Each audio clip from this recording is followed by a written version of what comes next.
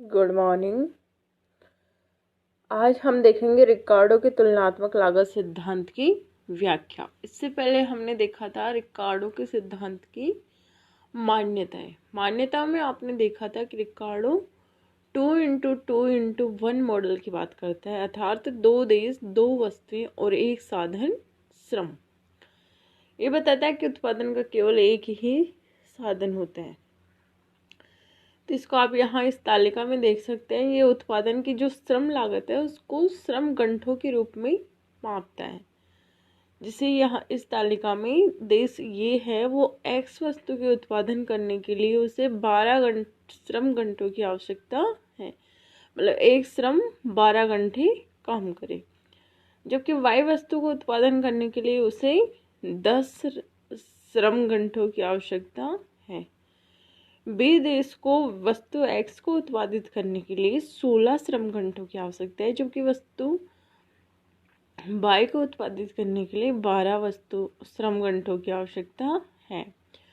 तो उपयुक्त जो तालिका है उससे ये स्पष्ट होता है कि देश ए को वस्तु एक्स और वस्तु वाई दोनों में के उत्पादन में निरपेक्ष लाभ प्राप्त है, क्योंकि यह दोनों ही वस्तुओं को देश बी की अपेक्षा श्रम के कम जो इनपुट है, मतलब कम श्रम घंटों की सहायता से उत्पादित कर सकते हैं।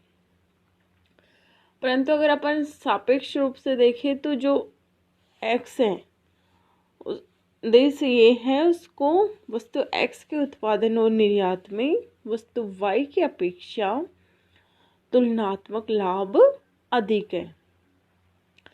इसलिए देश ए वस्तु एक्स के उत्पादन और निर्यात में विशिष्टीकरण करेगा, जबकि देश बी वस्तु वाई के उत्पादन और निर्यात में विशिष्टीकरण करेगा।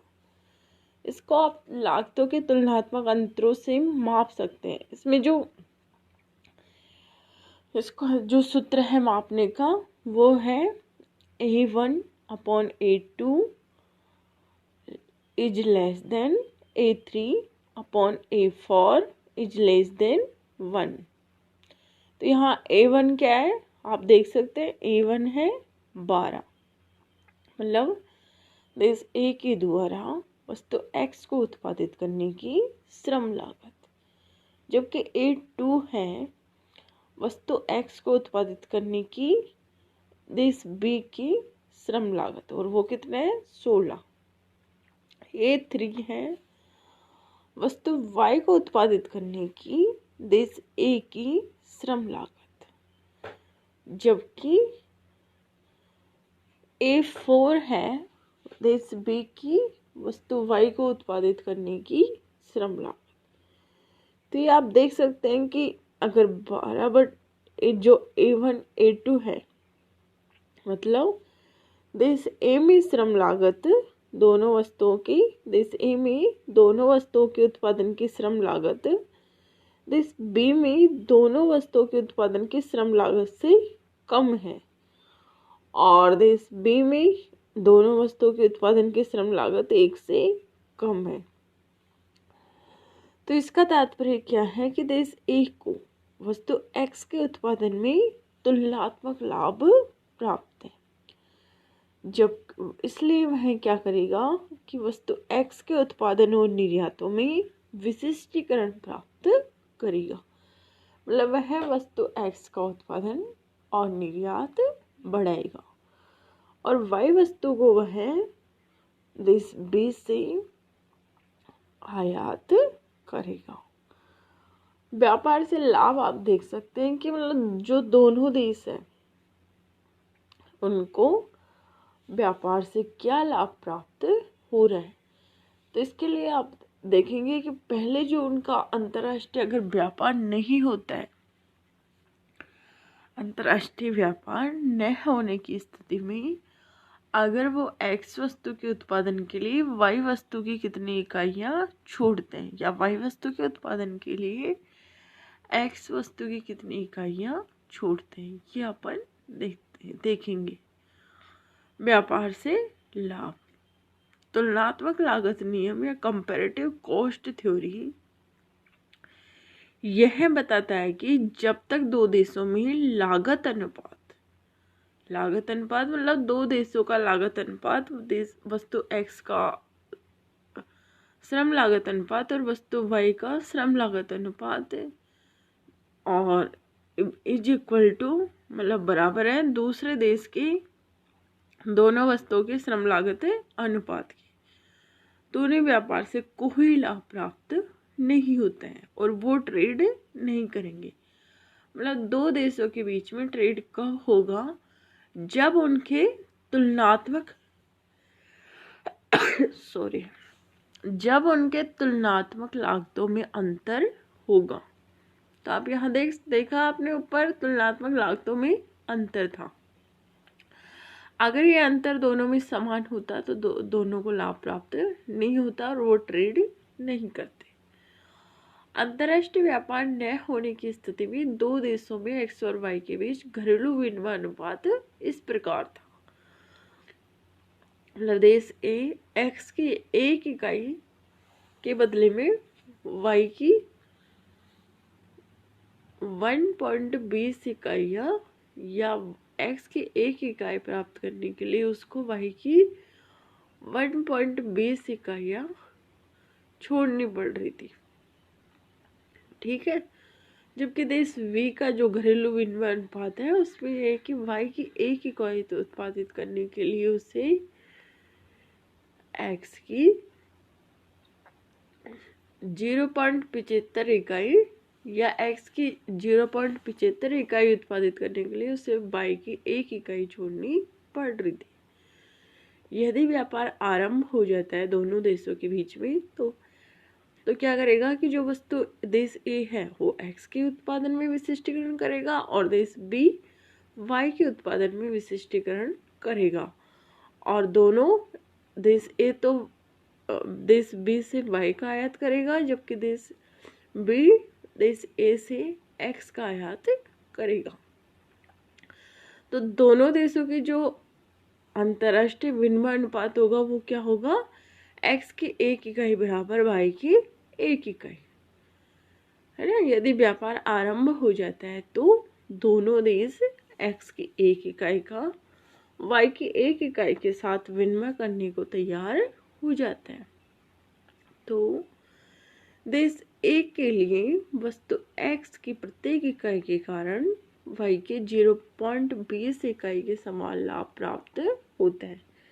मतलब पहले वो अगर ट्रेड नहीं कर रहा था तब उस स्थिति में उसे x की एक इकाई प्राप्त करने के लिए y की 1.20 इकाई या छोड़नी पड़ रही थी, और अब उसे केवल एक इकाई छोड़नी पड़ रही है या एक इकाई y की एक इकाई की प्राप्त करने के लिए उसे सिर्फ x की एक इकाई देनी पड़ रही है। तो उसे कितने का प्रॉफिट हो रहा है, 0.20 का। इसी प्रकार देश B को प्रत्येक y की प्रत्येक इकाई के कारण x की 0.25 इकाई के समान लाभ प्राप्त होते हैं। ठीक है, इस प्रकार दोनों को क्या होता है, तुलनात्मक लागतों के नियम से दोनों देशों को लाभ होता है। तो आपने देखा कि दोनों देश अगर ट्रेड करते हैं तो उन्हें लाभ प्राप्त होता है। ये रिकार्डो के तुलनात्मक लागत सिद्धांत की व्याख्या थी। अब इसके कुछ आलोचनाएं भी हैं, जैसे कि कुछ अर्थशास्त्रियों द्वारा इसकी आलोचना की जाती है कि ये सिद्धांत अवास्तविक है। इसकी जो मान्यताएं हैं रिकार्डो की तुलनात्मक लागत सिद्धांत की, उसकी मुख्य रूप से आलोचना की जाती है। फर्स्ट इसमें मूल्य के श्रम सिद्धांत की मान्यता। ये इसकी आलोचना करते हैं कि रिकार्डो सिर्फ जो मूल्य है, किसी वस्तु का मूल्य है, उसको सिर्फ उसके श्रम की लागतों के आधार पर डिसाइड करता है। जबकि आप देखते हैं कि एक वस्तु को उत्पादित करने के लिए पूंजी भी लगती है, भूमि भी लगती है, उद्यमी भी लगता है, तो उसको भी प्रॉफिट मिलता है। केवल एक श्रम की लागत से उस वस्तु का उत्पादन नहीं हो सकता। ठीक है, तो ये इसके एक आलोचना की जाती है। दूसरी इसकी मान्यता थी कि पूर्ण प्रतियोगिता की मान्यता। आपने देखा था ना मान्यताओं में कि यह साधन बाजार और वस्तु बाजार दोनों में पूर्ण प्रतियोगिता मानता है। जबकि वास्तविक में देखिए अपन तो वास्तविकता में पूर्ण प्रतियोगिता कभी नहीं पाई जाती, अपूर्ण प्रतियोगिता पाई जाती है। ठीक है, थर्ड इसकी मान्यता थी स्थिर प्रतिफलों की मान्यता। स्थिर प्रतिफलों की मान्यता का तात्पर्य मतलब अगर एक वस्तु का उत्पादन करने के लिए उत्पादन के साधनों को दुगना कर दिया जाता है तो वस्तु का उत्पादन भी दुगना हो जाएगा। ये रिकार्डो की मान्यता थी। जबकि आपने पढ़ा है फर्स्ट ईयर में कि जो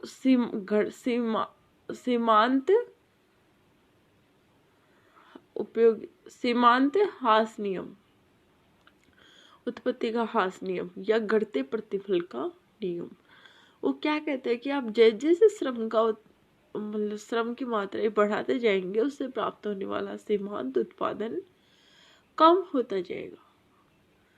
जबकि रिकार्डो कहता है कि नहीं, जैसे जैसे आप श्रम बढ़ाओगे उत्पादन भी उतना ही बढ़ता जाएगा। परंतु एक्चुअल में स्थिर प्रतिफलों की मान्यता नहीं पाई जाती, घटते प्रतिफलों की मान्यता पाई जाती है। अगले इसकी आलोचना है पूर्ण विशिष्टीकरण का अभाव। रिकार्डो कहता है कि दो देश पूर्ण विशिष्टीकरण कर लेंगे, परंतु ऐसा पॉसिबल नहीं है। माना एक छोटे देश, मतलब एक कोई लघु देश है या छोटा देश है, उसका किसी बड़े देश के साथ ट्रेड होता है तो छोटा देश तो विशिष्टीकरण कर लेगा, पर जो बड़ा देश है वो विशिष्टीकरण करता है तो उसके सामने दो समस्याएं आती है।